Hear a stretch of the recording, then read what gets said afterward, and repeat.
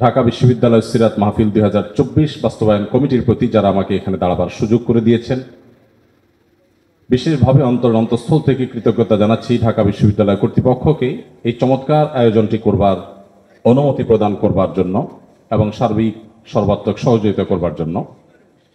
সময় যেহেতু কম, আর তার আগে আমি দুটি কথা প্রাসঙ্গিক বলে রাখতে চাই। সেটি হলো, কেন প্রিয় নবী সাল্লাল্লাহু আলাইহি সাল্লাম সম্পর্কে আমাদের জানতে হবে। আমি জানি না এখানে মুসলিম ছাড়া অন্য ধর্মাবলম্বী আমাদের কোনো ভাই বা বোন আছেন কি না, কিন্তু মিডিয়ার মাধ্যমে আমার কথা হয়তো বা পরবর্তীতে তারা শুনতে পাবেন। আমি তাদেরকে সহ বলতে চাই, মুসলিম অমুসলিম যে কোনো মানুষ যদি তিনি সত্যি সত্যানুসন্ধানী হয়ে থাকেন, আমার মনে হয় তার জীবনে একবার হলেও মুহাম্মদ সাল্লাল্লাহু আলাইহি সাল্লামের জীবনী পাঠ করে দেখা উচিত। কারণ একজন মানুষ দুনিয়ার আলো দেখার আগেই বাবাকে হারিয়েছেন, পৃথিবীর আলো দেখার পরপরই মাকে হারিয়েছেন। বাবা এবং মা দুজনকে মানুষ যখন একেবারে শৈশবের শুরুতে হারিয়ে ফেলেন, ঠিক এরকম পরিস্থিতিতে একটা শিশুর জীবনের সামনের দিনগুলো কত কঠিন হয় সেটা বলার অপেক্ষা রাখে না। প্রিয় নবী সাল্লাল্লাহু আলাইহি সাল্লামের জীবনে দুঃখ এবং কষ্ট এখানে শেষ হয়নি, বরং শুরু হয়েছে। কৈশোরে যেতে না যেতেই তার সবচেয়ে বড় অবলম্বন, তার সবচেয়ে বড় আশ্রয়দাতা দাদা আব্দুল মুত্তালিবের ছায়াও তিনি হারিয়েছেন। এবং তিনি সামান্য একটু যখন সমাজে মাথা উঁচু করে দাঁড়াচ্ছিলেন, ততক্ষণে তার বহু চ্যালেঞ্জ সামনে চলে এসেছে। আর ঠিক সেই সময়টাতে তাকে ঘর থেকে যিনি সর্বাত্মক সহযোগিতা করছেন, ভেতর থেকে যিনি তাকে অনুপ্রেরণা দিচ্ছিলেন, তার সেই সহধর্মিণী খাদিজা রাদিয়াল্লাহু তাআলা আনহা, আর বাহির থেকে যিনি তাকে আশ্রয় দিচ্ছিলেন, সহযোগিতা করছিলেন, তার একমাত্র অবলম্বন ছিলেন, পায়ের তলের মাটি ছিলেন সেই চাচা আবু তালেব। ঠিক একই সময় আল্লাহ রাব্বুল আলামিন এই দুটি ছায়াকেও তার মাথার উপর থেকে সরিয়ে নিলেন। এরপর শুরু হলো মক্কার চিরচেনা মানুষগুলোর অচেনা আচরণ। তাদের সেই দুঃসহ নির্যাতন, জুলুম, এই সবগুলোকে পাশ কাটিয়ে তিনি আপন মিশনকে বাস্তবায়নের লক্ষ্যে এগিয়ে যেতে লাগলেন। যখন মক্কাতে আর থাকতে পারছিলেন না, আল্লাহর নির্দেশে হিজরত করলেন মদিনায় গিয়ে। সেখানে একটু শান্তিতে বসবাস করবেন সেই সুযোগটাও তাকে দেয়া হয়নি। তাকে সেখানে চাপিয়ে দেওয়া হয়েছে বদর, উহুদ, খন্দক, একের পর এক যুদ্ধ, বিগ্রহ, আগ্রাসন, জুলুম, নিষ্পেষণ। একটি একটি করে বাধা পেরিয়ে তিনি মাত্র মদিনায় হিজরতের পর 10 বছরের মধ্যে গোটা পৃথিবীর মোড় পরিবর্তন করে তার মিশনকে সাকসেসের সর্বোচ্চ শিখরে পৌঁছে তারপর দুনিয়া থেকে চলে গেলেন। একজন মানুষ যার পৃথিবীর আলো দেখার আগে থেকেই বিপদ মাথার উপর ছিল, পৃথিবীতে আসার পর পদে পদে একটার পর একটা পায়ের তলের মাটিগুলো সরে যেতে লাগলো। মৃত্যুর আগ মুহূর্ত পর্যন্ত যার বিরুদ্ধে এত ষড়যন্ত্র, এত বাধা, এত বিপত্তি, এত সংকট, এত কিছুর পরও মাত্র 10 বছরে গোটা পৃথিবীর মোড়কে পরিবর্তন করে পৃথিবীর নতুন ইতিহাস রচনা করে যে মহানায়ক চলে গেলেন, যে মহামানব চলে গেলেন, আপনি অন্য ধর্মাবলম্বী মানুষ হলেও আপনি সত্যানুসন্ধানের দৃষ্টির কারণে শুধুমাত্র এই লোকটি সম্পর্কে আপনার জানা প্রয়োজন।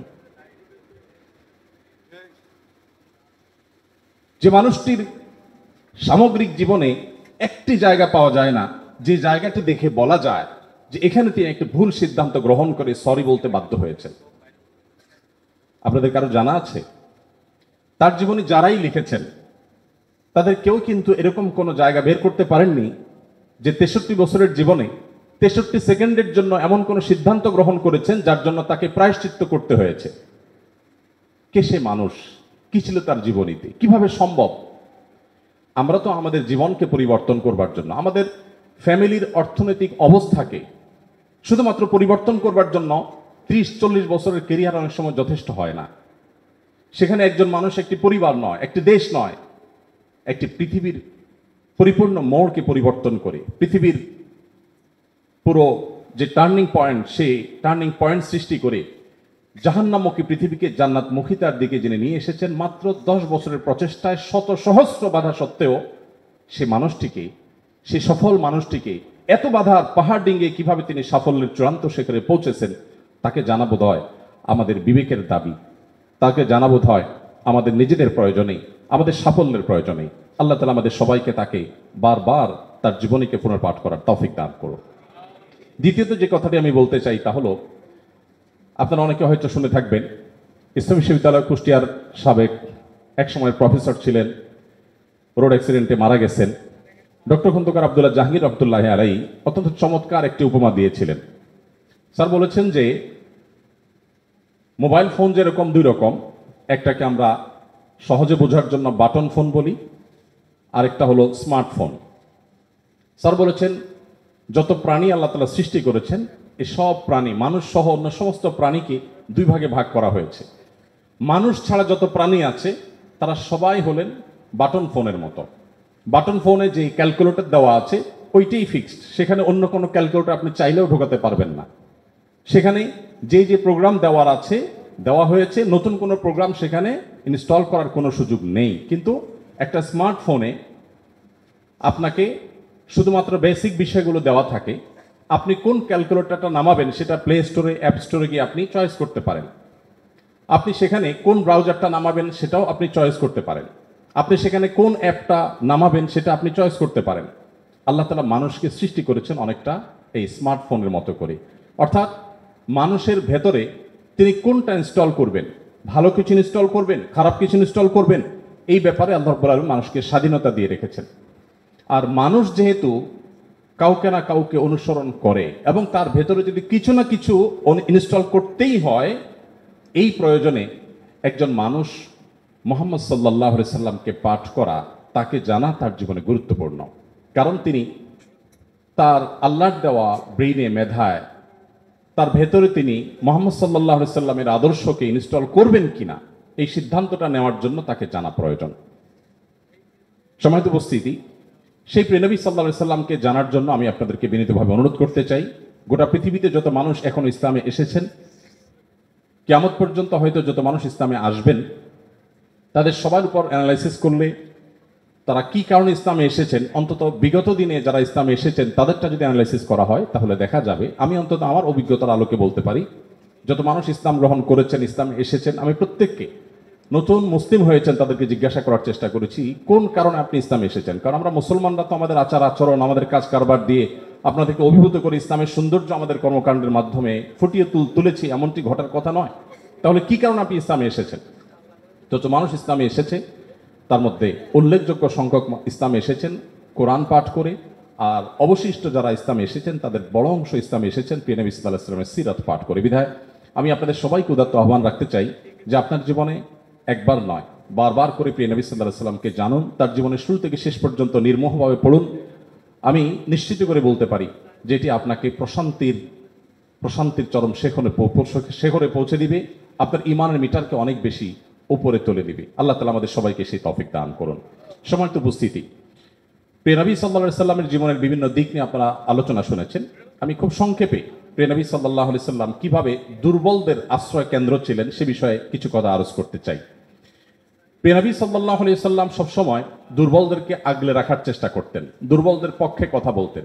আজ 2024-এর যেই সময়টাতে আমরা দাঁড়িয়ে কথা বলছি, আজকের পৃথিবীতে দুর্বলদের পক্ষে কথা বলাটা ফ্যাশনে পরিণত হয়েছে। আপনারা জানেন, দুর্বল মানুষদেরকে নিয়ে কেউ কাজ করলে সমাজে তাকে হিরো মনে করা হয়। আজকের সমাজে দুর্বলদের নিয়ে কাজ করলে তাদেরকে নিয়ে মানুষ অনেক গর্ব করে। এটা গর্বের একটা ব্যাপার যে কেউ দুর্বলদেরকে নিয়ে কাজ করছে। আমরা সুন্নাহ ফাউন্ডেশন থেকে অসহায় দুস্থদের জন্য কাজ করছি। আপনারা অনেকে আমাদেরকে সেজন্য মোবারকবাদ জানাচ্ছেন, শুভেচ্ছা জানাচ্ছেন, আমাদেরকে প্রেরণা দিচ্ছেন, ধন্যবাদ আপনাদের প্রতি।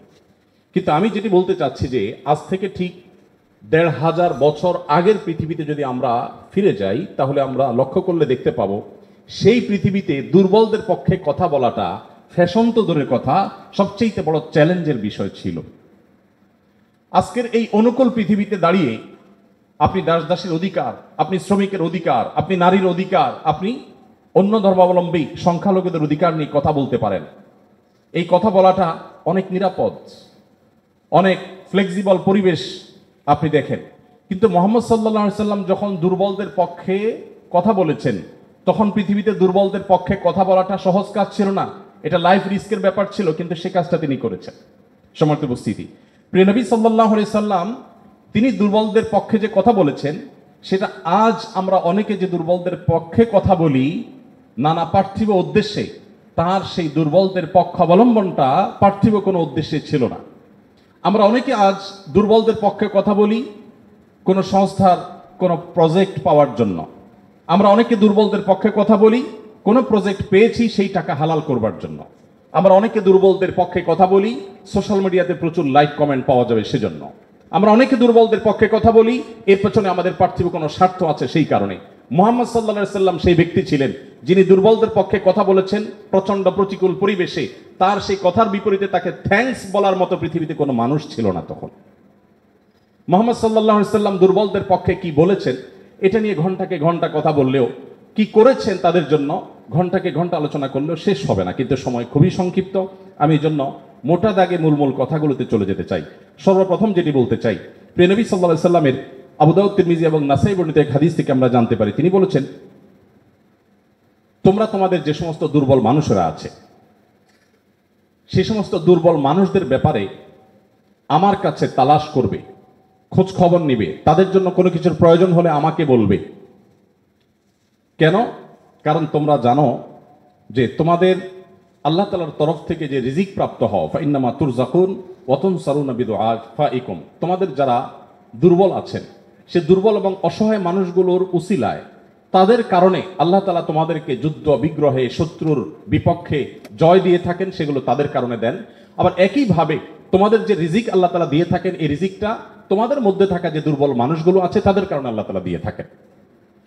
সম্মানিত উপস্থিতি, এই হাদিসের মাধ্যমে নবী সাল্লাল্লাহু আলাইহি সাল্লাম বোঝাতে চেয়েছেন তার আশেপাশে দুর্বল মানুষেরাই বেশি থাকে। আপনারা জানেন বেলাল, আম্মার, সোহেব, আরো যে সমস্ত সাহাবী ছিলেন, সালমানে ফারসি রাদিয়াল্লাহু তাআলা আনহু সহ, এই সমস্ত অসহায় মানুষগুলো একাধারে বহিরাগত, বাহির থেকে আসা। আরবের মানুষরা বাহিরের মানুষদেরকে মানুষ মনে করতে কুণ্ঠাবোধ করে অনেকে, বা বেশিরভাগ। সেই সময়ের বাস্তবতা ছিল অনেকটা সেরকম। নবী করিম সাল্লাল্লাহু আলাইহি সাল্লাম সেই পরিস্থিতিতে বাহির থেকে আসা সালমান ফারসি শুধু তার পরামর্শে গোটা মদিনার চতুর্পাশে পরীক্ষা খনন করা সেই কষ্টসাধ্য কাজ শুরু করে দিয়েছিলেন। তিনি বেলাল রাদিয়াল্লাহু তাআলা আনহুর মতো একজন নিগ্রো, ইথিওপিয়ান এবং বাহির থেকে আসা কৃতদাস ছিলেন, সেই মানুষটিকে নবী সাল্লাল্লাহু আলাইহি সাল্লাম মুয়াজ্জিন বানিয়েছেন। আজ আমাদের সমাজে মুয়াজ্জিন মানে খুব সাদামাঠা একটা পদ, তখন মুয়াজ্জিন ছিলেন নবী করিম সাল্লাল্লাহু আলাইহি সাল্লামের পর সবচেয়ে মসজিদের মধ্যে থাকা সম্মানজনক পদ। নবী করিম সাল্লাল্লাহু আলাইহি সাল্লাম এভাবে দুর্বল সাহাবীদেরকে যে আগলে রাখতেন, দুর্বল সাহাবীদের মধ্যে তিনি থাকতেন এমন ভাবে যে আজ নেতারা যদি অন্যদের সাথে চলে, নেতা কে এটা পরিচয় দেওয়ার প্রয়োজন হয় না। কোনো পাওয়ারফুল ব্যক্তি, কোনো নেতা, তিনি যদি তার অনুসারীদেরকে সাথে নিয়ে অনুসারীদের বেষ্টিত হয়ে হাঁটেন তো তাকে চেনার জন্য কারো জিজ্ঞেস করতে হবে না। আমাদের প্রিয় নবী সাল্লাল্লাহু আলাইহি সাল্লাম তিনি যখন সাহাবীদের মধ্যে বসা থাকতেন তখন বাহির থেকে আসা মানুষরা জিজ্ঞেস করতে হতো, মান ফিকুম মুহাম্মদ, তোমাদের মধ্যে মুহাম্মদ লোকটা কে? আপনি চিন্তা করুন, তার বসার মোডটা এমন ছিল যে অন্য 10 জন সাধারণ সাহাবীর মধ্যে তিনি নিজেকে মিশিয়ে ফেলতেন। তার মধ্যে কোনো অহংকার ছিল না, এমন ভাবে দুর্বলদের সাথে নিজেকে মিশিয়ে ফেলতেন যে বাহির থেকে আসা মানুষ তার অ্যাটিটিউড দেখে, তার বডি ল্যাঙ্গুয়েজ দেখে চেনার কোনো উপায় ছিল না যে মুহাম্মদ নেতা লোকটি কে সাল্লাল্লাহু আলাইহি ওয়াসাল্লাম। সম্মানিত উপস্থিতি, ঠিক একইভাবে আমরা জানি নবী করিম সাল্লাল্লাহু আলাইহি সাল্লাম কারা জান্নাতবাসী, জান্নাতি লোকদের মার্কা কি সেটা বলতে গিয়ে বলেছেন যে আলা আখবিরুকুম বিআহলিল জান্নাহ, তোমাদেরকে কি আমি বলে দিব না যে তোমাদের মধ্যে বিচরণকারী মানুষদের মধ্যে কারা কারা জান্নাতি। জান্নাতি হিসাবে তোমরা কাদেরকে সুধারণা করতে পারো, তাদের আলামত কি, যে আলামত দেখে তুমি অনুমান করবে, আন্দাজ করবে লোকটা জান্নাতি। নবী করিম সাল্লাল্লাহু আলাইহি সাল্লামের পর নিজে জবাব দিয়ে বলেছেন, কুল্লু দাঈফিন মুতাদাঈফ, যে সমস্ত মানুষগুলো দুর্বল, বিনয়ী, নিরীহ, এই মানুষগুলো জান্নাতি। অর্থাৎ যদি তাদের ঈমান অন্য সব বিষয়গুলো ঠিকঠাক থাকে, পাশাপাশি তিনি যদি নিরীহ গোছের হন, বিনয়ী হন, বিনম্র হন, তিনি যদি খুব বেশি অহংকারী, অনেক বেশি রূঢ় স্বভাবের না হন, তাহলে এই মানুষগুলো জান্নাতি হওয়ার এটি একটি বড় লক্ষণ। এখানে নবী করিম সাল্লাল্লাহু আলাইহি সাল্লাম দুর্বলতাকে জান্নাতি হওয়ার, নবী সাল্লাল্লাহু আলাইহি সাল্লাম দুর্বলতাকে বা বিনয়কে জান্নাতি হওয়ার লক্ষণ হিসাবে উল্লেখ করেছেন। এখান থেকে বোঝা যায় দুর্বলদের অবস্থান তার কাছে কেমন ছিল। আমরা নবী সাল্লাল্লাহু আলাইহি সাল্লামের যে দুর্বলদের প্রতি তার যে ভালোবাসা, তার যে তাদের অধিকার আদায়ের প্রচেষ্টা, তাদেরকে সমাজে তাদের যথাযথ অধিকার ফিরিয়ে দেওয়ার প্রচেষ্টা, সে সম্পর্কে যদি আমরা কয়েকটা উপমা দিতে চাই, আমরা একজন একজন করে বলতে চাই। নারীদের ব্যাপারে বলতে চাই, ইতিমধ্যে ওবায়দুল্লাহ হামজা সাহেব আলোচনা করেছেন নারীদের সম্পর্কে, কিছু কথা হয়তো রিপিট হবে, তারপর আমি সংক্ষেপে শুধুমাত্র টাচ করে যাই। আপনারা জানেন নবী সাল্লাল্লাহু আলাইহি সাল্লাম যে সমাজে এসেছেন, সেই সমাজে নারী হিসেবে জন্মগ্রহণ করাটা এটা একটা অপরাধ ছিল। জীবন্ত কন্যাকে নিজের বাবা নিজে হাতে পুঁতে ফেলতো শুধুমাত্র কন্যা হওয়ার কারণে। আল্লাহ কোরআনে বলেছেন, ওয়া ইযা বুশিরা আহাদুহুম বিল উনসা যাল্লা ওয়াজহুহু মুসওয়াদ্দান ওয়া হুয়া কাযীম। কারোর কন্যা সন্তান হয়েছে, এই সংবাদটা তাকে দেয়া হলে তার মুখটা কালো হয়ে যেত। এরকম ভয়ঙ্কর এক বাস্তবতার মধ্যে নবী সাল্লাল্লাহু আলাইহি ওয়াসাল্লাম এসেছেন। আমি আবারও বলছি, আজকের সমাজে নারী অধিকার নিয়ে কথা বলা এটা অনেক সহজ। নারী অধিকার নিয়ে কথা বলা মানুষগুলোর জন্মেরও বহু বছর আগে নবী সাল্লাল্লাহু আলাইহি সাল্লাম শুধু নারী অধিকার নিয়ে কথা বলেন নাই, জীবন্ত কবরস্থ করা হতো যেখানে কন্যা সন্তানকে, সেই জায়গা থেকে তুলে নারীকে সবচেয়ে সম্মানের সর্বোচ্চ আসনে বসিয়ে তারপর তিনি দুনিয়া থেকে গেছে। নবী সাল্লাল্লাহু আলাইহি সাল্লাম নারীদের জন্য কি করেছেন? কোরআনে আল্লাহ তাআলা বলেছেন, ওয়াশিরুহুন্না বিল মারুফ, হে পুরুষেরা তোমরা তোমাদের স্ত্রীদের সাথে যথাযথভাবে সুন্দরতম উপায়ে তাদের সাথে বসবাস করো, তোমাদের জীবনাতিপাত করো, সংসার করো ভালোভাবে, খারাপভাবে তাদের সাথে তোমরা সংসার করবে না, সতর্ক করেছেন। কোরআনে কারিমে একটি সূরা আছে, আপনারা জানেন, সূরার নাম হলো সূরাতুন নিসা, অর্থাৎ নারীগণের সূরা। কোরআনে কিন্তু পুরুষগণের সূরা নামে কোনো সূরা নেই, সূরাতুর রিজাল নামে কোনো সূরা নেই, কিন্তু সূরাতুন নিসা নামে সূরা আছে, এবং সেটা ছোটখাটো 2-4-5 আয়াতের সূরা না, কোরআনের সবচেয়ে বড় সূরাগুলোর একটি। এবং কোরআনে শুধুমাত্র নারীদের বিধিবিধান বর্ণনা করবার জন্য সূরা তাহরিম, সূরা তালাক, অনেকগুলো সূরা আল্লাহ তাআলা নাজিল করেছেন স্পেশাল নারীদের বিধিবিধান বর্ণনা করবার জন্য। পুরুষদের জন্য আলাদা কোনো স্পেশাল বিধিবিধান, তাদের অধিকার, তাদের করণীয়, তাদের বিষয়গুলোকে আলোকপাত করবার জন্য কোনো আলাদা স্পেশাল কোনো সূরা নেই। আপনারা জানেন কোরআনে আল্লাহ রাব্বুল আলামিন নারীদের সম্পর্কে যত আলোচনা করেছেন, শুধু সেগুলোই ঘন্টায় ঘন্টা আলোচনা করলে শেষ করা যাবে না। প্রিয় নবী সাল্লাল্লাহু আলাইহি সাল্লাম তার, আপনারা জানেন, একাধিক স্ত্রী ছিলেন। একাধিক স্ত্রী থাকলে দাম্পত্য জীবনে টুকটাক মনোমালিন্য হয়, তার ক্ষেত্রেও হয়েছে। তিনি কখনো কোনো নারীর গায়ে আঘাত করেননি, কোনো নারীকে কখনো প্রহার করেননি, তার জীবনে একটি বারের জন্য সে ঘটনা ঘটেনি। আপনারা অনেকে হয়তো শুনে থাকবেন, উহুদের যুদ্ধে প্রিয় নবী সাল্লাল্লাহু আলাইহি সাল্লামের তরবারি একজন সাহাবীকে দেয়া হয়েছে। তিনি দূর থেকে লক্ষ্য করলেন একজন নারী খুব বীভৎস একটি দৃশ্যের অবতারণা করেছেন, তার নাম ছিল হিন্দা, আপনারা জানেন। তিনি নবী করিম সাল্লাল্লাহু আলাইহি সাল্লামের প্রিয় চাচার লাশ কেটে কলিজা বের করে চাবাচ্ছেন। এরকম নির্মম এবং পাশবিক অত্যন্ত ভয়ঙ্কর একটি চিত্র ওই সাহাবী দেখতে পেয়ে নবী সাল্লাল্লাহু আলাইহি সাল্লামের তরবারি তার হাতে, তিনি দৌড়ে দূর থেকে আফসা আফসা দেখছেন, কাছাকাছি গেলেন। কাছাকাছি গিয়ে দেখতে পেলেন, দূর থেকে তিনি বুঝতে পারেন না যে ইনি ভদ্রলোক না ভদ্র মহিলা। খুব কাছে এসে দেখলেন যে তিনি একজন নারী। তিনি তখন বলেছেন পরবর্তীতে যে আমি তরবারিটা তুলেছিলাম যে তার শিরকে আমি তার ধড় থেকে, দেহ থেকে আলাদা করে দিব, কিন্তু তৎক্ষণাৎ আমার মনে হলো এই তরবারিটা তো সেই মানুষটার যে মানুষ কোনোদিন কোনো নারীর গায়ে আঘাত করেন নাই।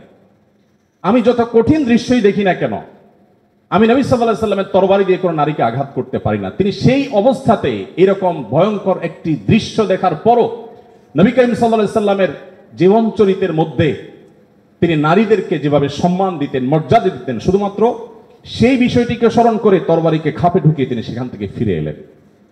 প্রিয় নবী সাল্লাল্লাহু আলাইহি ওয়াসাল্লাম তিনি যুদ্ধের ময়দানে কয়েক শ্রেণী মানুষকে কোনোভাবেই যেন হত্যা না করা হয় তার জন্য আগে থেকে বলে রেখেছেন, এবং যুদ্ধের আগে যোদ্ধাদেরকে, মুজাহিদদেরকে বলে রাখতেন, খবরদার রণাঙ্গনে শত্রুপক্ষের অন্য সব মানুষকে আঘাত করলো, নারীদেরকে আঘাত করবে না। আপনারা এই জন্য সাহাবীদের মধ্যে পুরুষ সাহাবীদের শহীদ হওয়ার অনেক লম্বা ফিরিস্তি বা লিস্ট আপনারা দেখতে পান, মহিলা সাহাবীদের লিস্ট খুব বেশি একটা দেখা যায় না। যদিও পুরুষদের আল্লাহর জন্য জীবন উৎসর্গ করার এই পথের সর্বপ্রথম পথ নির্দেশ করেছেন যিনি, অবাক করা বিষয় হলো তিনি একজন নারী, সুমাইয়া রাদিয়াল্লাহু তাআলা আনহা।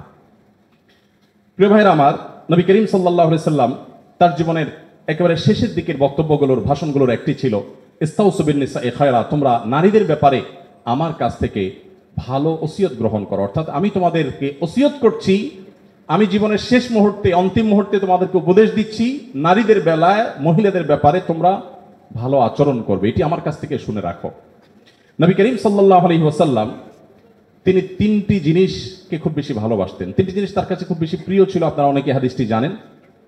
তার একটি ছিল সুগন্ধি, তিনি পারফিউম আতর খুব পছন্দ করতেন।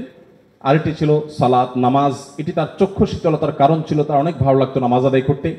আরেকটি ছিল নারী।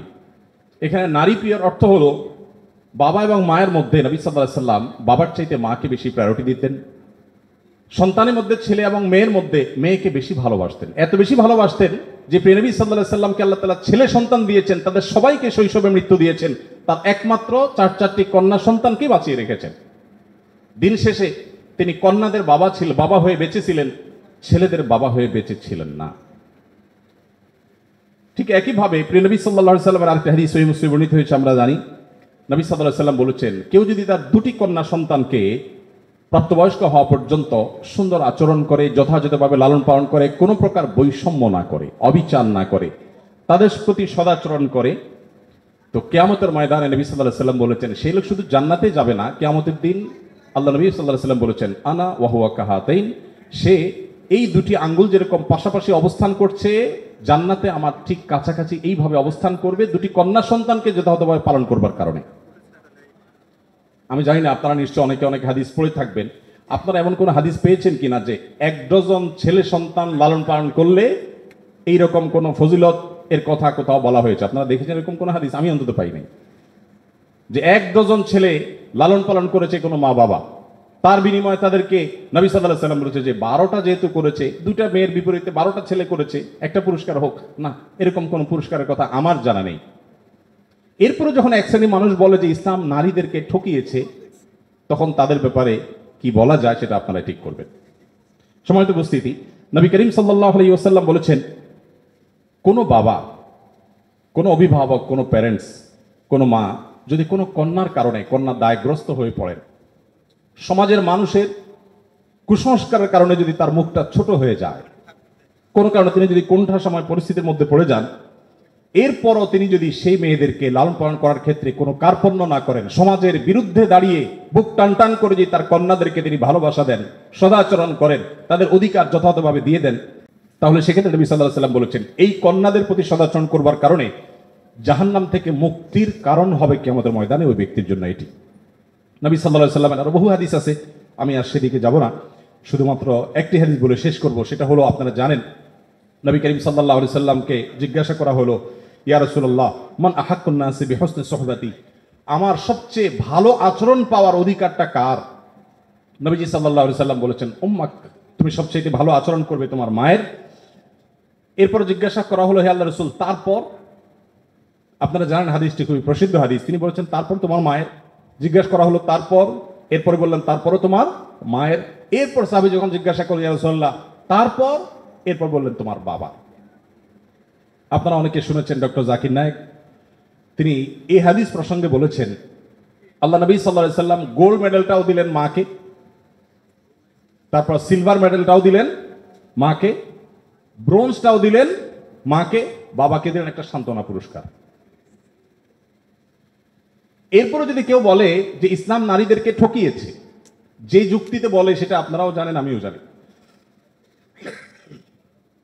বলা হয় বাবার সম্পদে ছেলে যদি 2 টাকা পায়, মেয়ে 1 টাকা পায়, এখানে মেয়ের প্রতি অবিচার করা হয়েছে। আপনারা জানেন এর মতো হাস্যকর একটা দাবি আরেকটি হতে পারে না, কারণ ছেলে বেচারা, এতক্ষণ শুধু মেয়েদের কথা বলছি, আসলে তো ছেলেদেরকে আমরা দুর্বল হিসেবে দেখি।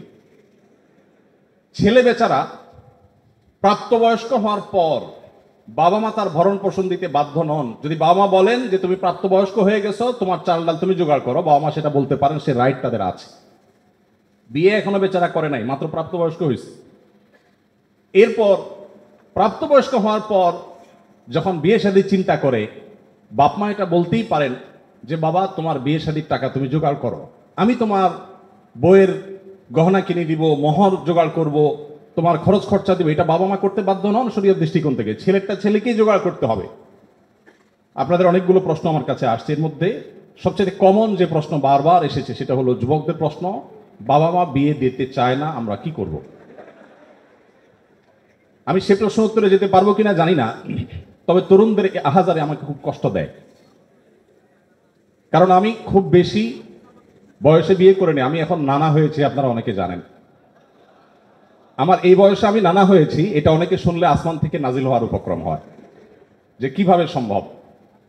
তো আমি বলি, আমি আমার সংসার জীবন গোছানো শেষ, আমি এবং আমার মিসেস সহ বাকি জীবন আরামের সাথে দেশ বিদেশ যদি ঘুরেও বেড়াই, আল্লাহ বিল্লাহ করে বাকি জীবন কাটিয়ে দিই, আমার কোনো টেনশন নাই, কারণ আমার সংসারের সব সেট আপ করা শেষ।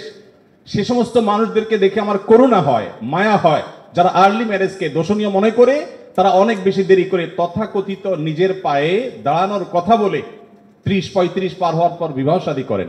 এই মানুষগুলো তাদের ছেলে মেয়ে হইতে হইতে, প্রথম তো আবার ছেলে মেয়ে নেওয়া যাবে না, একটা লম্বা সময় এনজয় করতে হবে, 40-এর পর হয়ে যায় ছেলে মেয়ে হতে হতে। এরপর এই ছেলে পড়ালেখা করে গ্রাজুয়েশন করতে করতে 55-60 চুই চুই হয়ে যায়, ততক্ষণে সংসারের ঘানি টানতে থাকে। আল্লাহ না করুন ছেলেটা যদি অমানুষ হয়, এই বেচারা বৃদ্ধ বয়সে আর যাওয়ার কোনো উপায় নাই। আবার সন্তান তো একটা বা দুইটা বেশি নেওয়া যাবে না, তাহলে তার দুঃখের কোনো শেষ আছে? আর আমার সব কিছু কমপ্লিট। এখন ছেলে মেয়ে যদি বেশি বেতাল হয়, বেলাইন হয়, সোজা কানটা মলে দিয়ে দরজা দেখা দিতে কোনো অসুবিধা নাই, কারণ আমার সেকেন্ড থার্ড ফোর্থ অপশন আছে, অনেকগুলো সন্তান আছে। আর দ্বিতীয়ত আমার বয়সে এখনো অনেকখানি বাকি আছে। যাই হোক, আমি সেদিকে যাচ্ছি না। আমি যেটা বলছিলাম সেটা হলো, ছেলেদের এই বেচারাদের যে অসহায়ত্ব, এটার কথা কেউ বলে না। দেখেন, আমিও নারীদের ওয়াজি করে গেলাম, ছেলেদের অসহায়ত্বের কথা একটু বলি। এই বেচারারা যতদিন বাবার সংসারে থাকবে, তোমার ঘানি তুমি টানো, বাবা মা বাধ্য না। মেয়েকে কিন্তু এটা বাবা বা মা বলতে পারেন না। এরপর যখন বিয়ে হবে, বিয়ের সময় ওই যে ছেলেরা চিরকুট নিয়ে আসে, হুজুর একটু বলে দেন আমার আব্বা এখানে আছে। আমি পল্টনে একটা হোটেলের উদ্বোধনী দিনে আমার এক বন্ধু মানুষ সেখানে গেছিলাম, এক ছেলে তার বাবাকে ধরে আমার কাছে নিয়ে আসছে, এসে বলছে, হুজুর আপনার অনেক ওয়াজ শুনছি, আজকে আমার বাপরে হাতের কাছে পাইছি, আমাকে বিয়ে দেয় না, আমি বহু বলছি, আজকে আপনি হাতে নাতে বলেন। আমি নিজের লজ্জা লাল হয়ে গেলাম, যে ছেলে কি বেহার মতো কথা। যাই হোক, তো এই বেচারারা বিয়ে করতে যাবে, বাপ বলে যে কি করো তুমি, বিয়ে করবে মানে টাকা কামাই করো। মেয়েদের বিয়ের সময় কি বাবা মা এটা বলে তুমি কয় টাকা কামাই করছো তোমার বিয়ে দিব? বলে? বলার সুযোগই নাই, রাইটই নাই। এরপরে বিয়েটা যখন হয়ে যায়, এই বেচারা এতদিন নিজের পেট পালা লাগতো, এখন বউয়ের পেট পালো, ছেলে মেয়ের পেট পালো, অর্থাৎ তাদের রিজিকের ব্যবস্থা করো, তাদের উপার্জনের দায় দায়িত্ব তার। নিজের বাবা মা যদি বৃদ্ধ হয়ে যান, অসহায় হয়ে যান, তাদের দায়িত্ব তার। বাপের বাড়ি যাওয়ার সময় বাজারটা তার করতে হয়, শ্বশুর বাড়ি যাওয়ার সময় মিষ্টির প্যাকেটটার টাকাও তাকে দিতে হয়। শতভাগ খরচ ছেলের, শতভাগ খরচ কার? ছেলের। আর বাপের সম্পদে পাবে হলো 2 টাকা 2 আনা, আর মেয়ে পাবে 1 টাকা। তার অন্যের খরচ তো দূরের কথা, নিজের খরচই তার উপরে বর্তায় না। ইসলাম কি তাকে কম দিয়েছে না বেশি দিয়েছে? একজনকে 2 টাকা দিয়ে বাজারে পাঠিয়ে বিরাট বড় ফর্দ দেখাই দিয়েছেন, এতগুলো সব তোমাকে আনতে হবে। আরেকজনকে 1 টাকা দিয়ে বললেন যে তুমি শুধুমাত্র এই টাকা দিয়া যা খুশি তা করতে পারো। তাহলে এই 1 টাকা যাকে দেওয়া হয়েছে তার অধিকার কি কম দেওয়া হয়েছে না বেশি দেওয়া হয়েছে? আল্লাহর সাথে পাল্লা দিলে গোল্লা যাওয়া ছাড়া কোনো উপায় থাকে না। যারা নিজের বিবেক দিয়ে আল্লাহ সুবহানাহু ওয়া তাআলার বিশ্লেষণকে বিচার করতে চায়, তারা আল্লাহর উপরে ওই যে খোদার উপরে খোদাগিরি বলে, যে সে মূর্খতা ছাড়া কিছুই করছে না। আমি শ্রদ্ধা রেখে তাদের প্রতি এটা বলতে বাধ্য হলাম। যাই হোক, আমি যেটা বলছিলাম যে নবী সাল্লাল্লাহু আলাইহি ওয়াসাল্লাম মেয়েদের সম্পর্কে এত কথা বলেছেন। দেখুন যে মা হিসাবে মেয়েদের মর্যাদা এত বেশি। ইমাম মালিক রাহমাতুল্লাহ আলাইহি একটি চমৎকার কথা বলেছেন। তিনি বলেছেন যে আল আম্বিয়া আবুল বানাত, আপনারা অবাক হবেন, যত নবী রাসূল পৃথিবীতে এসেছেন বেশিরভাগ নবী রাসূলদেরকে আল্লাহ তাআলা ছেলে সন্তান না দিয়ে মেয়ে সন্তান দিয়েছে। যাই হোক, মেয়েদের ব্যাপারে কথা বেশি হয়ে যাচ্ছে, এক পেশে হয়ে যাচ্ছে, আমরা একটু অন্য কোনো অপশনে চলে যাই।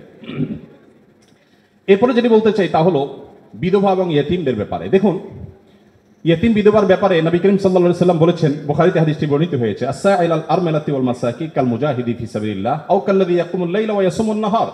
যে ব্যক্তি কোনো বিধবার ব্যয়ভারের দায়িত্ব গ্রহণ করবে, যে ব্যক্তি কোনো ইয়েতিমের লালন পালনের দায়িত্ব গ্রহণ করবে, অভিভাবকত্বের দায়িত্ব গ্রহণ করবে, নবী সাল্লাল্লাহু আলাইহি ওয়াসাল্লাম বলেছেন এই ব্যক্তি আল্লাহর রাস্তায় রণাঙ্গনে জিহাদরত ব্যক্তি আল্লাহর কাছে যে মর্যাদা লাভ করবে, নিজের জায়গায় বসে থেকে অসহায় বিধবার দায়িত্ব, বিধবা ভাতা দিয়ে তার দায়িত্ব গ্রহণ করলে এই ব্যক্তিকে আল্লাহ তাআলা সেই মর্যাদা দান করবেন।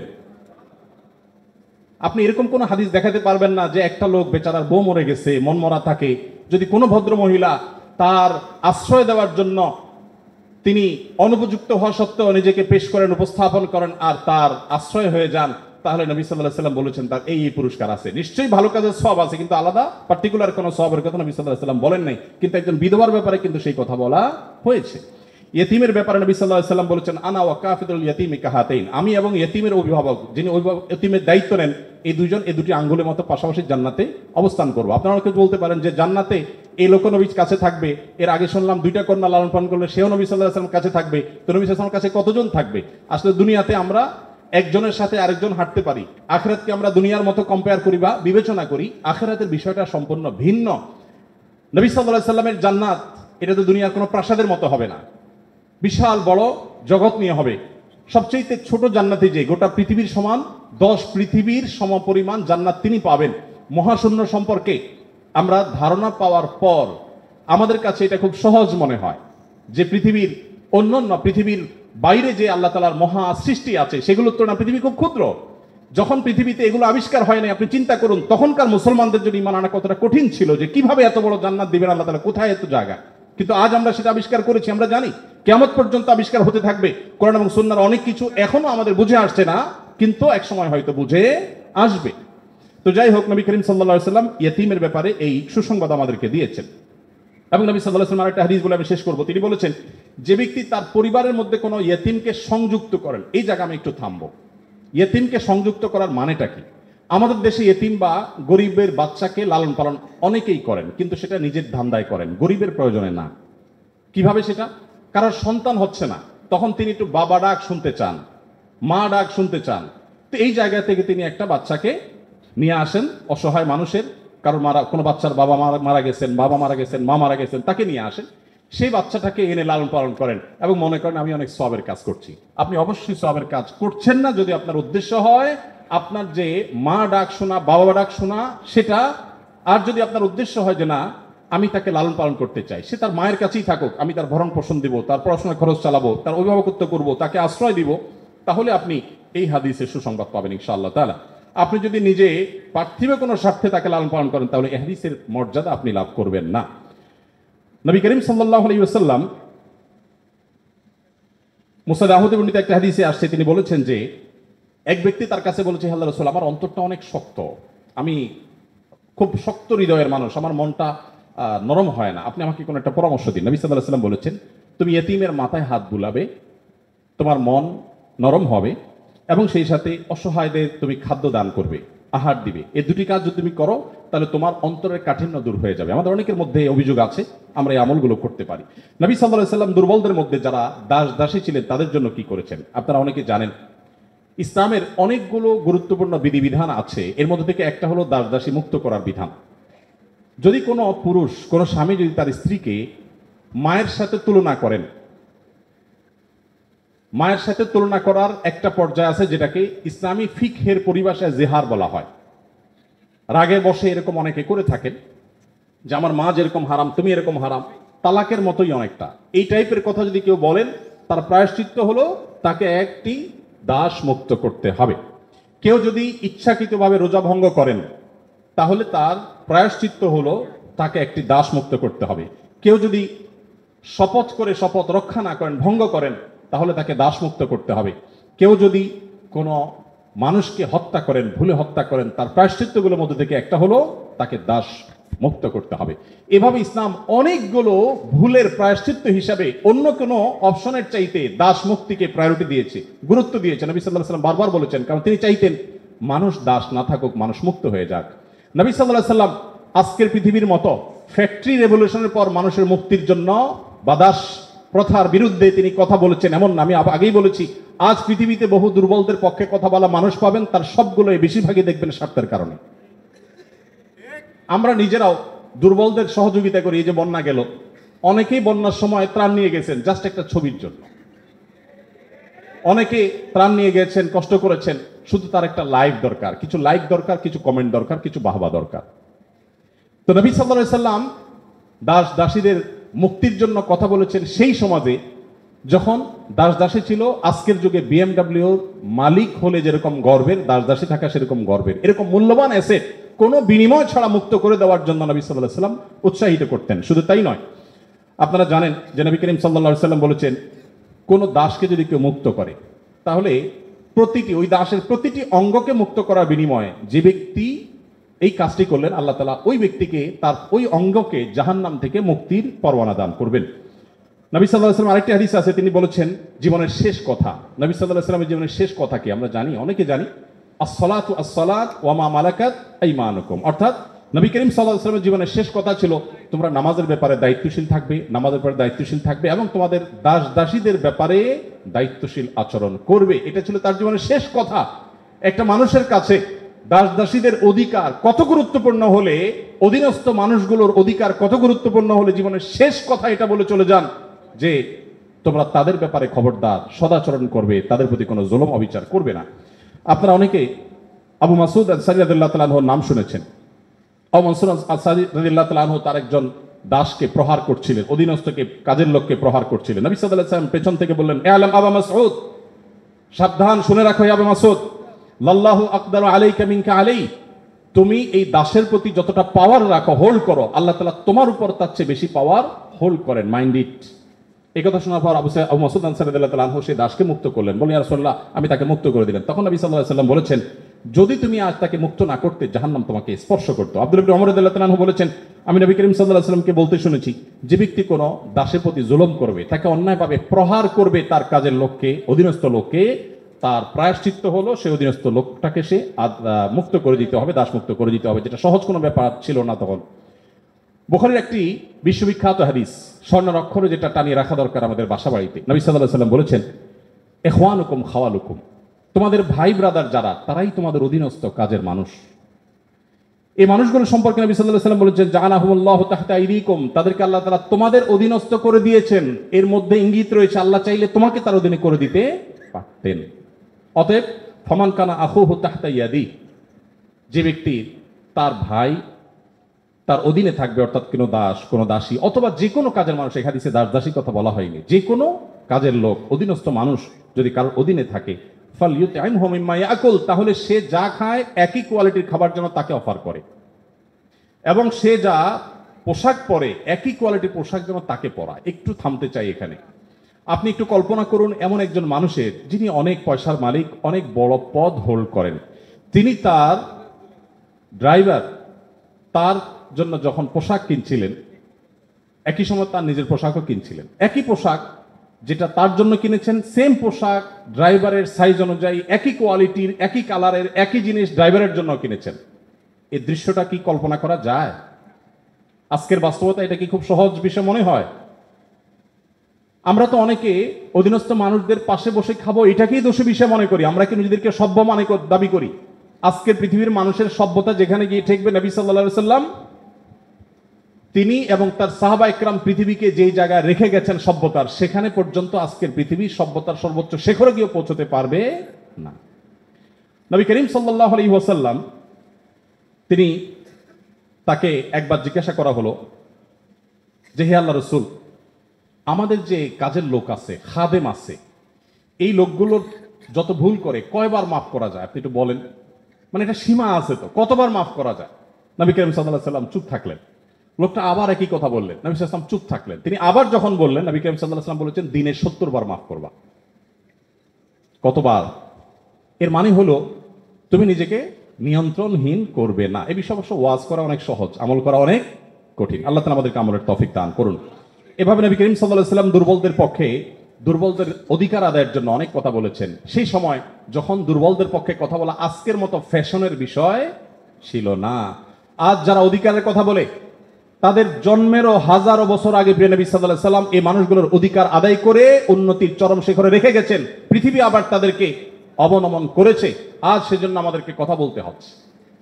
সম্মানিত উপস্থিতি, নবী করিম সাল্লাল্লাহু আলাইহি ওয়াসাল্লাম তিনি অন্য ধর্মাবলম্বীদের অধিকার নিয়ে যত কথা বলেছেন, অনেক লম্বা কথা বলতে হবে, আমার হাতে একেবারে সময় নেই।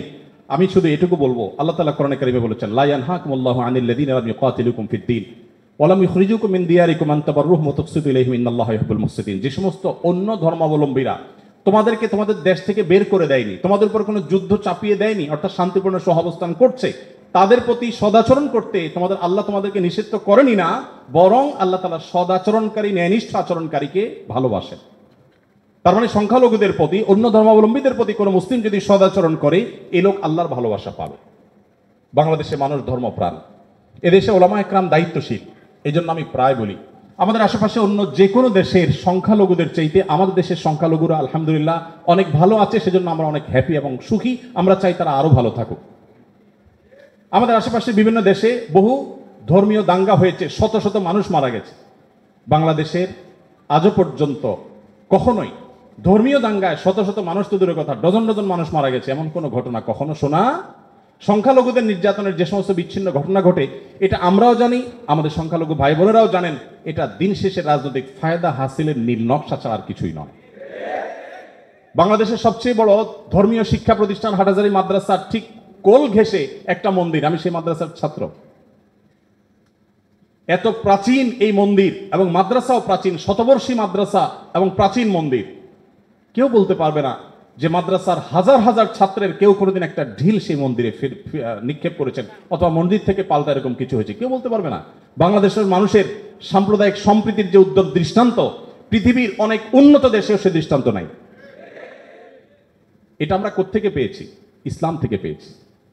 আমাদের সংখ্যালঘু ভাই বোনদের প্রতি সদাচরণ করতে আমাদের ইসলাম বলে, ভালো মুসলিম হওয়ার প্রয়োজনে আমাদের এটা করতে হচ্ছে।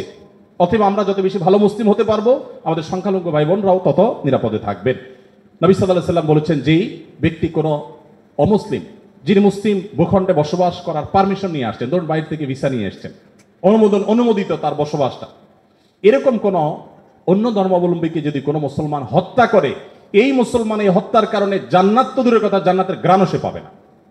মানুষটা কিন্তু অন্য ধর্মাবলম্বী। নবী সাল্লাল্লাহু আলাইহি ওয়াসাল্লাম একটা ইহুদির লাশ নিয়ে যাওয়া হচ্ছিল, তিনি সম্মান প্রদর্শন করলেন। সাহাবীরা বললেন, ইয়া রাসূলুল্লাহ, ইহুদির লাশ আপনি সম্মান প্রদর্শন করছেন? নবী সাল্লাল্লাহু আলাইহি ওয়াসাল্লাম বলেছেন, আলাইসাত নাফসা, সে কি মানুষ না? লোকটা ইহুদি হতে পারে কিন্তু তিনি মানুষ না। আব্দুল্লাহ ইবনে ওমর রাদিয়াল্লাহু তাআলার বাসায় ছাগল জবে হয়েছে, তিনি বাহির থেকে এসে জিজ্ঞাসা করলেন, আহাদাইতুম লিজারনাল ইয়াহুদি, আমাদের ইহুদি প্রতিবেশী বাসায় গোশত পাঠিয়েছো? বাসার লোকজন বলল, না তো। তখন তিনি বললেন, আল্লাহ রাসূল সাল্লাল্লাহু আলাইহি ওয়াসাল্লাম প্রতিবেশীর অধিকার নিয়ে এত কথা বলেছেন যে নিজের সম্পদে তাদের হিস্সা আল্লাহ তাআলা নির্ধারণ করে দেওয়ার উপক্রম হয়েছিল, আর তোমরা কেন প্রতিবেশী বাসায় খাবার পাঠাওনি? আমাদেরকে আরো ডেভেলপ করতে হবে। আমাদের আশেপাশে কোনো হিন্দু বসবাস করেন, আপনার পাশে ফ্ল্যাটে, পাশের বাড়িতে, আপনি কয়দিন তার বাসায় খাবার পাঠিয়েছেন, গিফট পাঠিয়েছেন? অথচ ইসলাম কিন্তু সেই নির্দেশ আমাদেরকে করে। যাই হোক, নবী করিম সাল্লাল্লাহু আলাইহি ওয়াসাল্লাম চতুষ্পদ জন্তু, পশু পাখির প্রতি তার যে দয়া ছিল, তারা দুর্বল, তারা অসহায়, তাদের পক্ষে নবী সাল্লাল্লাহু আলাইহি ওয়াসাল্লামের যে অবস্থান ছিল, একবার আপনারা জানেন বিখ্যাত হাদিস, নবী সাল্লাল্লাহু আলাইহি ওয়াসাল্লাম বলেছেন যে অনেক আগের একটি ঘটনা, এক লোক তিনি যাচ্ছিলেন কোথাও পানি পান করার জন্য, কোন একটা কুয়াতে তিনি নেমেছেন, উঠে দেখতে পেলেন একটি কুকুর পিপাসায় সেরকম উসফুস করছে। তখন তিনি তার পোশাক খুলে পানিতে চিবিয়ে ওই কুকুরকে খাওয়ালেন। এই হাদিসটি দুই রকম আছে, একজন পুরুষের ক্ষেত্রে আছে, তিনি তার পায়ের মোজা খুলেছেন, একজন নারীর কথা আছে, তিনি তার ওড়না খুলে এই কাজটি করেছেন। ওই নারী ব্যভিচারিণী হওয়া সত্ত্বেও আল্লাহ তাআলা একটি প্রাণীর প্রতি এই ভালোবাসা, এই সম্প্রীতি দেখাবার জন্য তাকে মাফ এবং নাজাত দিয়ে দিয়েছেন। নবী সাল্লাল্লাহু আলাইহি ওয়াসাল্লাম বলেছেন যে এর বিপরীতে একজন নারী, আপনারা সেটাও শুনেছেন অনেকে, যে একটি ইবাদত গুজার একজন নারী একটি বিড়ালকে বেঁধে রেখেছিলেন এবং সে বিড়ালকে বেঁধে রাখতে রাখতে এক পর্যায়ে না খেয়ে বিড়ালটি মারা গেছে, তাকে খাদ্য দেননি। শুধুমাত্র এই কারণে তিনি ইবাদত গুজার হওয়া সত্ত্বেও আল্লাহ তাআলা ওই নারীকে জাহান্নামী হিসেবে ঘোষণা করেছেন, শুধুমাত্র একটা প্রাণীর জীবনের প্রতি এই হেয়ালিপনা করার জন্য। এখন প্রাণী তো দূরের কথা, মানুষের জীবন আমরা শেষ করে ফেলছি নির্দয়ভাবে। নবী করিম সাল্লাল্লাহু আলাইহি ওয়াসাল্লামের আরো হাদিস আমরা জানি, একটা পাখির দুটি বাচ্চাকে কেউ একজন ধরে নিয়ে গেলেন। নবী আলাইহিস সালাম যখন দেখলেন এই কাজটি কেউ করেছে, তখন বললেন যে কে কাজটি করেছো? তখন নবী করিম সাল্লাল্লাহু আলাইহি ওয়াসাল্লাম তাকে ডেকে বললেন, যাও, এই যে পাখি, মা পাখিটা সে ছটপট করছে আমি দেখতে পাচ্ছি, এই বাচ্চাগুলোকে সেখানে রেখে আসো, এটা তোমার জন্য জায়েজ নাই, মা পাখির বাচ্চাগুলোকে তুমি ছিনিয়ে আনবে জাস্ট তোমার বিনোদনের জন্য। তখন নবী করিম সাল্লাল্লাহু আলাইহি সাল্লাম ওই নির্দেশ সাহাবীকে করেছেন এবং ভৎসনা করেছেন এই কাজটি করবার জন্য। এর বিপরীতে আরেকটা ঘটনা আমরা জানি, এর পাশাপাশি আরেকটা ঘটনা আমরা জানি, নবী সাল্লাল্লাহু আলাইহি সাল্লাম এক ব্যক্তিকে দেখলেন তিনি পিপিলিকার উপদ্রব থেকে বাঁচার জন্য আগুন দিয়ে পোড়াচ্ছেন। তিনি বলেছেন, খবরদার, লা ইউআযযিবু বিন-নার ইল্লা রাব্বুন নার, আগুন দিয়ে পুড়িয়ে নির্মম ভাবে তুমি এটাকে হত্যা করতে পারো না। যদি হত্যা করতেই হয় তাহলে তুমি এমনি পিষে মেরে ফেলো, অন্য কোনো ভাবে মেরে ফেলো, নির্মম ভাবে তুমি মারতে পারো না। আমাদের অনেকে দেখবেন যে ওই যে এক ধরনের আঠা পাওয়া যায় ইঁদুর মারার, সে আঠা দিয়ে ইঁদুর মারার চেষ্টা করেন, নির্মম ভাবে মৃত্যু, হত্যা করা বা নিধন করা, এটা জায়েজ নাই। সে আপনাকে উপদ্রব করে, আপনি হত্যা করতে পারেন, কিন্তু নির্মম ভাবে হত্যা করবার বা হত্যাকে আপনি এনজয় করবেন, এই অধিকার আপনাকে ইসলাম দেয়নি। নবী করিম সাল্লাল্লাহু আলাইহি ওয়াসাল্লাম তার সাহাবী আব্দুল ইবনে সাঈদ ইবনে জুবায়ের বলেছেন যে সাহাবী আব্দুল ইবনে ওমর রাদিয়াল্লাহু তাআলা আনহু একবার যাচ্ছিলেন, দেখলেন যে কুরাইশের কিছু যুবক কিছু পাখিকে বেঁধে রেখে তীর নিক্ষেপ করছিলেন হাত সই করার জন্য, এবং ওই পাখিগুলোর যে মালিক তাকে বলেছেন যেটা লাগবে না মিস হবে ওই তীরটা তোমার, বিনিময়ে তুমি তীর পেয়ে যাবে, আর লাগলে তো পাখি মারা যাবে। এটা জাস্ট মজা করছিল তারা। দেখেন আল্লাহ নবী সাল্লাল্লাহু আলাইহি ওয়াসাল্লামের সাহাবী আব্দুল ইবনে ওমর যখন এসেছেন, জাস্ট তাকে দেখেছে, দেখার সাথে সাথে দৌড়ে পালিয়ে গেছে তারা, ওই যুবকরা। কারণ জানেন যে নবী সাল্লাল্লাহু আলাইহি ওয়াসাল্লামের সাহাবী কোন প্রাণীর প্রতি নির্মমতাকে সহ্য করবেন না, চলে গেছে তারা। তখন এবার আব্দুল ইবনে ওমর রাদিয়াল্লাহু তাআলা আনহু বলেছেন, আল্লাহ লানত এবং অভিশাপ নাজিল হয় ওই মানুষগুলোর প্রতি যারা কোনো প্রাণীকে এরকম বিনোদনের জন্য জাস্ট তীর মেরে গুলি মেরে বিভিন্নভাবে লক্ষ্যবস্তু তাদেরকে বানায়। নবী করিম সাল্লাল্লাহু আলাইহি ওয়াসাল্লামের জীবনের বহু ঘটনা আছে, আমরা বলে শেষ করতে পারবো না, আমি একেবারে শেষের দিকে চলে আসছি। একবার নবী করিম সাল্লাল্লাহু আলাইহি ওয়াসাল্লাম একটি ওট দেখতে পেলেন, খুব ক্ষীণকায়, জীর্ণশীর্ণ, দুর্বল, এবং তার চোখে পানি। নবী সাল্লাল্লাহু আলাইহি ওয়াসাল্লাম তার শরীরের উপরে খুব আলতো করে হাত বুলিয়ে দিলেন। তখন সেই ওটের আচরণ দেখে বর্ণনাকারী সাহাবী বলছেন মনে হচ্ছিল সে অনেকটা প্রশান্তি অনুভব করেছে। তখন তিনি ওটের মালিককে ডেকে বললেন যে এই ওটকে তুমি কেন ভালো করে খাবার দাবার দাও না, তার ব্যাপারে তুমি আল্লাহকে কেন ভয় করো? নবী সাল্লাল্লাহু আলাইহি ওয়াসাল্লাম তাকে সতর্ক করলেন। ঠিক একইভাবে নবী সাল্লাল্লাহু আলাইহি ওয়াসাল্লাম ঐতিহাসিক একটি হাদিস সহিহ মুসলিম বর্ণিত, তিনি বলেছেন ইন্নাল্লাহা কাতাবাল ইহসানা আলা কুল্লি শাই ফাইদা কাতালতুম ফাহসিনুল কিতলাহ ওয়া ইযা যাবাহতুম ফাহসিনুজ যিবহা।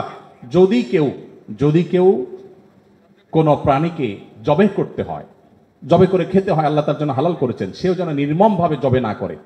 এই জন্য ছুরি যেন ভালো করে ধার দিয়ে নেয়, যাতে করে পশুর প্রতি নির্মমতা করতে করতে ধীরে ধীরে তাকে যেন হত্যা করতে না হয়। এমনকি কোনো মানুষকে যদি মৃত্যুদণ্ড দিতে হয়, তাকেও যেন নির্মমভাবে হত্যা না করা হয়। প্রয়োজনে তাকে যদি মৃত্যুদণ্ড দিতে হয়, এমনকি রণাঙ্গনে যদি শত্রুপক্ষ হয়, নির্মমভাবে তার অঙ্গ প্রত্যঙ্গ কেটে টুকরা টুকরা করবেন। এই নির্মমতা করার অনুমতি ইসলাম আপনাকে দেয়নি, আপনাকে মানুষ হতে বলেছে ইসলাম। নবী সাল্লাল্লাহু আলাইহি ওয়াসাল্লাম এক ব্যক্তিকে দেখলেন যে তিনি তার কোন একটা পশু জবাই করার জন্য শুয়েছেন, শুয়ে তারপরে সেই পশু ছুরি ধার দিচ্ছেন। একদিক থেকে শুয়েছেন, হয়তো পাও দিয়ে ফাড়া দিয়ে ধরে রেখেছেন, আর অপর দিক থেকে হাত দিয়ে তিনি ছুরি ধার দিচ্ছিলেন। নবী সাল্লাল্লাহু আলাইহি ওয়াসাল্লাম বলেছেন যে আতুরিদু আন তুমিতাহা মাউতা, তুমি কি চাও এই প্রাণীটাকে কয়েকবার হত্যা করতে? কেন তুমি আগে ছুরি ধার দিয়ে আনো নাই? নবী করিম সাল্লাল্লাহু আলাইহি ওয়াসাল্লাম একটি গাধার পাশ দিয়ে যাচ্ছিলেন, দেখতে পেলেন যে গাধাটার উপরে কেউ ছেক দিয়েছে, কোন লোহা টোহাতে দাগ দিয়ে ছেক দিয়েছে, ক্ষত বিক্ষত হয়েছে। নবী সাল্লাল্লাহু আলাইহি ওয়াসাল্লাম বলেছেন লাআনাল্লাহু আল্লাযী ওয়াসামা, যে ব্যক্তি গাধাটাকে ছেক দিয়েছে, আল্লাহর লানত, আল্লাহর রহমত থেকে সে বঞ্চিত হয়ে অভিশাপ তার উপরে নাজিল হবে। নবী করিম সাল্লাল্লাহু আলাইহি ওয়াসাল্লাম এক ব্যক্তিকে দেখলেন যে তিনি বলছেন, হে আল্লাহর রাসূল, আমি যখন ছাগল জবে করি তখন আমি যাতে অপ্রয়োজনে কষ্ট দিতে না হয়, নির্মমতা করতে না হয়, সেদিকটা খেয়াল করে। নবী সাল্লাল্লাহু আলাইহি ওয়াসাল্লাম বলেছেন রাহিমাকুল্লাহ, তুমি যদি ছাগলের প্রতি দয়া পরবশ হও, আল্লাহ তাআলা তোমার প্রতি দয়া পরবশ হবেন। ভাইরা আমার, এমনকি তৃণ লতা গাছপালা এগুলো প্রয়োজন ছাড়া যদি কেউ কাটে, নবী সাল্লাল্লাহু আলাইহি ওয়াসাল্লাম বলেছেন ওই ব্যক্তির মাথায় আল্লাহ তাআলা জাহান্নামের আগুন নিক্ষেপ করেন। প্রয়োজন ছাড়া যদি বৃক্ষ নিধন করে কেউ, আমি যদি সারাদিন সারারাত বলি, হয়তো নবী সাল্লাল্লাহু আলাইহি ওয়াসাল্লাম দুর্বলদের অধিকার আদায়ের জন্য কি করেছেন, শুধু কথা বলেননি, কি করেছেন সেগুলো বলে হয়তো শেষ করা যাবে না। আমাদের সময় অনেক আগেই শেষ হয়ে গেছে, আমি শুধুমাত্র শেষের দিকে আসছি এবং বলতে চাই, আজকে যে জায়গায় আমি দাঁড়িয়ে কথা বলছি, এই বিশ্ববিদ্যালয় সহ বহু বিশ্ববিদ্যালয়, বিশেষ করে পাবলিক বিশ্ববিদ্যালয়গুলো, যেগুলো মেধাবীদের, দেশের সবচেয়ে বড় বড় ভালো মেধাবীদের সবচেয়ে বড় বিচরণ ক্ষেত্র, এই জায়গা থেকে আমাদের আনন্দের অনেক ইতিহাস যেমন রচিত হয়েছে, দুই একটি দুঃখের এবং বেদনার ঘটনাও এখানে ঘটত। তার মধ্যে থেকে একটি হলো র্যাগিং এর ঘটনা। নতুন একজন শিক্ষার্থী, যেখানে পুরাতন শিক্ষার্থী বা বড় ভাইদের কাছে, সিনিয়রদের কাছে স্নেহ ভালোবাসা পাওয়ার কথা, র্যাগিং এর নামে তাকে অপমানিত করা, অপদস্থ করা, তাকে হ্যারাসমেন্ট করা, তাকে অপমান অপদস্থ করে পশুর মতো বুনো আনন্দে মেতে ওঠা, এটা আমাদের দেশের অনেক শিক্ষা প্রতিষ্ঠানের একটি অঘোষিত কালচারে পরিণত হয়েছিল। আমরা আশা করব এই পশুত্ব, এই নির্মমতা, এটা আমাদের দেশে আর কোনো শিক্ষা প্রতিষ্ঠানে কোনোদিন ফিরে আসবে না। আমরা সবাই যদি দায়িত্বশীল হই, আমরা সবাই যদি মানুষ হই, ভালো মুসলমান হতে হলে ভালো মানুষ আমাদেরকে হতে হবে। আমরা যদি ভালো মানুষ হই, তাহলে আমাদের দ্বারা এরকম ঘটনা কখনো ঘটতে পারে না। একজন মানুষের কষ্ট কারোর আনন্দের কারণ হতে পারে না। নবী করিম সাল্লাল্লাহু আলাইহি ওয়াসাল্লাম বলেছেন, যে ব্যক্তি কোনো ছোটদের প্রতি স্নেহ করে না, ভালোবাসে না, সে আমার উম্মত না। ছোট এবং জুনিয়রদের প্রতি যদি স্নেহ মমতা না থাকে, ভালোবাসা না থাকে, সে আর যা হোক নবী করিম সাল্লাল্লাহু আলাইহি ওয়াসাল্লামের উম্মত হিসাবে পরিচিতি পাবে না। অতএব র্যাগিং এর এই অপসংস্কৃতিকে ঝেঁটিয়ে শিক্ষা প্রতিষ্ঠানগুলো থেকে বিদায় করতে হবে আপনাদেরকেই। সবাই রাজি আছেন তো ইনশাআল্লাহ? আল্লাহ তাআলা আমাদের সবাইকে সেই তৌফিক দান করুন।